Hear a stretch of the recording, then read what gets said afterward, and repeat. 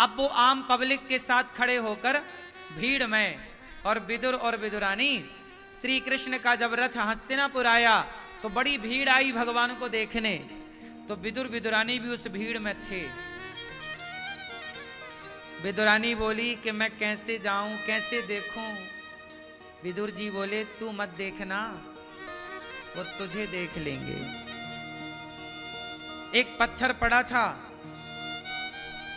तो पत्थर के ऊपर खड़ी हो गई विदुरानी जी, और विदुर जी उस भीड़ में खड़े, और भगवान सबको हाथ हिलाकर सबका अभिवादन कर रहे। लाखों की जनता थी, लेकिन उस लाखों की भीड़ में भगवान श्री कृष्ण की नजर विदुरानी माता पर पड़ गई,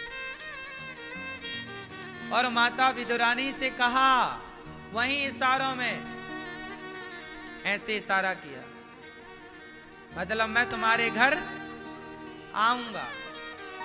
अब विदुरानी ने तो देखा, आंखें भी मिली और दर्शन भी हुआ, इतने में भगवान निकल गए। अब विदुरानी बड़ी खुश। विदुरानी बोली, सुनो कन्हैया आएंगे, कह रहे थे कि हम यहां से लौट के आएंगे। विदुर जी बोले, क्या बात करती हो, वो भगवान है, इतने बड़े हैं, राजा के महलों में गए हैं, हमारी झोपड़ी में थोड़ी आएंगे। नहीं नहीं, कहा है आएंगे। अब तो देखो इच्छा जागी। विदुर जी बोले नहीं। अच्छा, विदुर जी को लगा ये ऐसी बोल रही हैं। विदुर विदुरानी दोनों चले गए। शाम हुई, रात्रि हुई, दोनों सो गए, पर विदुरानी को नींद नहीं आई। माता विदुरानी इस करवट से उस करवट, विदुर जी की नींद खुली। क्या हुआ, सो क्यों नहीं रही हो? कन्हैया आएंगे, कहा है आऊंगा, ऐसे ही कहा था, ऐसे ऐसे ऐसे किया था इशारा। विदुर जी बोले, हो सकता वहां कोई और रहा, उन्हें कुछ कहा हो, अपने मंत्री संतरी को कुछ कहा हो, व्यवस्था बनाने की बात कही हो, तुमने कुछ और समझ लिया। विदुर जी ने जब ऐसा कहा, विदुरानी को लगा हो सकता है वो कुछ और कहना चाह रहे हो और मैं कुछ और समझ रही हूं। अब दोनों ने, सवेरा हुआ, दोनों अपना नदी में स्नान ध्यान किए, पूजा पाठ किए, पर आस छूटती नहीं। विदुरानी को ऐसा लगता है कि आएंगे आएंगे, और विदुर जी को लगता है नहीं आएंगे नहीं आएंगे। कोई बात नहीं, विदुरानी फिर भी तैयारी में लगी है। गाय के गोबर को, आंगन को लीप रही है, गाय के गोबर से, बढ़िया गाय के गोबर से लीप रही है, और बड़े प्रेम से गौ माता के गोबर से आंगन को लीप करके, और वो भगवान का इंतजार कर ही रही थी कि दुर्योधन के 56 भोग, जब दुर्योधन ने 56 भोग लगाए, कहा मेरी मां गांधारी ने बनाया है। भगवान बोले कि हम आपके यहां नहीं खाएंगे। क्यों नहीं खाएंगे? दुर्योधन, तुम्हारे मन में मेरे प्रति प्रेम नहीं, और मैं वहां ग्रहण करता हूं जहां प्रेम होता है। तुम्हारे 56 भोग ये दिखावे के हैं, प्रेम तो है नहीं, इसलिए तुम्हारे घर नहीं खाएंगे। तो कहां खाओगे? बोले हमारा निमंत्रण तो विदुर जी के यहाँ है, काकी जी ने हमारे लिए कुछ बनाया है। जब विदुरानी के यहाँ चले तो चारों तरफ शोर हो गया कि विदुर जी के घर कन्हैया आ रहे हैं। अब तो हल्ला हुआ, अरे काकी सुनी तुमने क्या, कन्हैया आ रहे हैं तुम्हारे घर। अब तो विदुरानी नाचने लग गई, मेरे घर आज जगत के पालनहार पधार रहे हैं। विदुर जी को कहा, जाओ बाजार से जरा उनके लिए कुछ मिठाई ले आओ, कुछ फल ले आओ, कुछ वस्तुएं ले आओ, एक अच्छा कंबल ले आना, एक अच्छी आसन ले आना, कहाँ बिठाएंगे, क्या उड़ाएंगे, क्या विदाई करेंगे। विदुर जी बाजार गए, कन्हैया के इंतजार में काकी जी आंगन को लीप कर बढ़िया साफ सुथरा करके, और बस कभी अंदर जाए फिर अंदर मन न लगे। अंदर साग पक रही थी चूल्हे पे, साग भतुए की, भतुआ जानते हैं? भतुए की साग। और वो थोड़ा अंदर जाए थोड़ा बाहर जाए। अब आए क्या, अब आए क्या, अब आए क्या? काकी जी, काकी जी इंतजार कर रही हैं। प्रिय भक्तों, भगवान कैसे आएंगे? शबरी जैसा प्रेम हो तो भगवान चलकर आए। शबरी माँ इंतजार कर रही, आंखों को इंतजार है। सरकार आपका, आंखों को इंतजार है। सरकार आपका,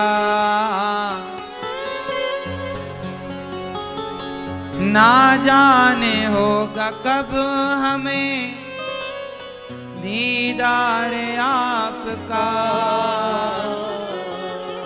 आँखों को इंतजार है।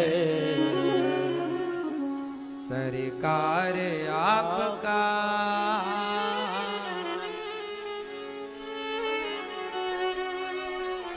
आँखों को इंतजार कन्हैया का है। शबरी विदुरानी माता रास्ता निहार रही हैं, तब तक भगवान सामने से आते नजर आए। चरणों में गिर पड़ी माता विदुरानी। भगवान ने उठाया, काकी चरणों में क्यों गिर रही हो मां, आप तो मां हो। काकी जी देखती रह गई टुकुर टुकुर कन्हैया को। विश्वास नहीं हो रहा है कि आज जगत के पालनहार हमारे द्वार पर आए हैं। बार बार हाथ जोड़ती हैं। भगवान बोले, काकी जी द्वार पे ही खड़े करे रहोगी या कुछ खाने को दोगी? बड़ी भूख लगी है। हाथ पकड़ा काकी जी ने कन्हैया का, ले जाके बिठाया। कहाँ बिठाती बेचारी? एक लकड़ी की चौकी थी, वो बिछा दी, वो भी उल्टी। पांव चौकी के ऊपर भगवान बैठ गए। बड़े प्रेम से भगवान उस लकड़ी की चौकी पर बैठे और लकड़ी की चौकी पर बैठ करके भगवान काकी को देखने लगे, विदुरानी को टुकुर टुकुर। काकी जी कहती हैं, कन्हैया हमें विश्वास था कि आप जरूर आएंगे। हाँ हाँ काकी जी, इसलिए तो आया हूं, आपको विश्वास था।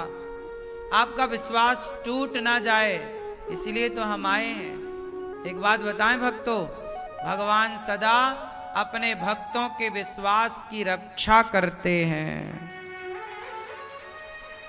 भगवान सदा अपने भक्तों के विश्वास की रक्षा करते हैं। विश्वास है आएंगे। काकी बड़ी भूख लगी है। जाकर देखा तो साग पक रही थी, ना मिर्ची ना मसाला। कैसी सूखी साग खवाए। बगीचे में गई और तोड़कर काकी फल लेकर आई। केला तोड़ के ले आई, बैठ गई सामने, टुकुर टुकुर कन्हैया को देखने लग गई। केला छीलती और छिलका, फल फेंकती और छिलका कन्हैया की तरफ बढ़ाती। भगवान काकी जी की इस प्रेम की भावना को देखकर रीझ गए कि कितना प्रेम है। काकी भूल गई कि छिलका और गूदा, उसका फल क्या देना है और क्या नहीं देना। भगवान उन छिलकों का भोग लगाते हैं, छिलके खा रहे हैं। सोचिए ये भगवान क्या कहना चाहते हैं छिलके खाकर? भगवान ये कहना चाहते हैं कि हम आपके वस्तुओं के भूखे नहीं हैं, हम आपके प्रेम के भूखे हैं। प्रेम से आप छिलका खिलाओ तो हम छिलका भी खा लेंगे। क्या खा लेंगे भगवान? बोलो। छिलके भी खाते हैं भगवान। कोई खिलाने वाला तो हो। छिलका खा रहे हैं प्रभु, छिलका। तब तक विदुर जी आए 56 भोग लेकर। अरे विदुरानी क्या कर रही हो देवी? कन्हैया छिलका खा रहे हैं, देखो। अब ध्यान भंग हुआ काकी जी का। अच्छा छिलका है प्रभु, क्षमा, सारे फल पड़े थे, छिलकों का पता नहीं। चरणों में गिर पड़ी, प्रभु क्षमा करो, हम भूल गई कि आपको क्या खिलाएं क्या ना खिलाएं। जब ऐसा सच्चा प्रेम भक्त का भगवान का हो तब भगवान प्राप्त होते हैं, तब भगवान मिलते हैं। अच्छा ये बताओ, ये विदुरानी ने छिलके खवाए तो क्या भगवान मना नहीं कर सकते थे कि छिलके हैं? क्यों नहीं मना किया? भगवान आपकी वस्तु को ग्रहण करते ही नहीं, वस्तु के पीछे जो भक्त का भाव है, इसलिए आप भगवान को भोग लगाते हैं ना, दाल चावल सब्जी रोटी का, तो वो तो जस का तस वापस आप उठा लेते हो। भगवान तो एक रत्ती भी नहीं, एक दाना भी नहीं ग्रहण करते। लेकिन आप कहो कि जब भगवान खाते नहीं तो हम खिलाएं क्यों, भोग क्यों लगाएं? भगवान जब आप दाल चावल सब्जी रोटी रखते हो तो दाल चावल सब्जी रोटी नहीं खाते, जो खिलाने वाले भक्त की सच्ची भावना है उस भाव को भगवान ग्रहण कर लेते हैं। भाव का भूखा हूं मैं, भाव ही एक सार है, और भाव से भजले मुझे तो भव से वेड़ा। इसलिए तो कहते हैं भाव के भूखे हैं भगवान, प्रेम के भूखे हैं भगवान। किसके भूखे हैं? जोर से। भाव के भूखे हैं भगवान, प्रेम के भूखे हैं, प्रेम के भूखे हैं, भाव के भूखे हैं भगवान। इसलिए भाव में ही डूबा करो। भाव को भगवान प्रिय है, भाव भगवान को प्रिय है। अब भगवान काकी जी पर कृपा करते हैं और अब वहां विदुर जी पर कृपा करके द्वारिका जाते हैं। इस तरह विदुर जी पर कृपा हुई और विदुर जी मैत्रेय जी से कहते हैं कि भगवान सृष्टि क्यों करते हैं? भगवान नारायण से ब्रह्मा जी उत्पन्न होते हैं और ब्रह्मा जी 10 प्रकार की सृष्टि उत्पन्न करते हैं। पहली महत्त्व की, दूसरी अहंकार की, भूत सर्ग की, इंद्रियों की, अविद्या की, वृक्षों की, पशु पक्षियों की और 9वीं मनुष्यों की। फिर 4 युग बनाते हैं। फिर इस तरह से ब्रह्मा जी सब कुछ तैयार करते हैं, पूरा काल चक्र बनाते हैं ब्रह्मा जी। ब्रह्मा जी के शरीर से मनु शत्रुपा जन्म लेते हैं। जिन मनु शत्रुपा और अन्य ऋषियों ने प्रकट हुआ जन्म लिया, सनकादि सबसे प्रथम प्रकट भय, वाराह भगवान प्रकट भय। बोलिए वाराह भगवान की। हिरण्याक्ष को मारकर पृथ्वी की स्थापना की और मनु की 5 संतानें हुई, आकुति, देवहूति, प्रसूति। आकुति का विवाह रुचि प्रजापति से हुआ, जिनके यहाँ यज्ञ भगवान भये। देवहूति का विवाह करदम जी से हुआ, जिनके यहाँ कपिल भगवान भये। देवहूति माँ करदम जी का जब माता देवहूति से विवाह हुआ, 9 बेटियां इनकी हुई करदम जी की। ब्रह्मा जी के 9 मानस पुत्रों से 9 बेटियों का विवाह हुआ। अब माता देवहूति कपिल भगवान से पूछती हैं कि ये बताओ भक्ति क्या है, मन की चंचलता कैसे मिटे। कुछ सवाल हैं जो हम सबके जीवन में उठते हैं, वही सवाल भागवत जी में है, तो ध्यान से सुनो। ये बताओ, पहले ये बताओ कि मन चंचल है तो कंट्रोल कैसे करें। पहले तो ये बताओ किस किस का मन चंचल है, जिसका है वो हाथ उठा के कन्फर्म कराओ।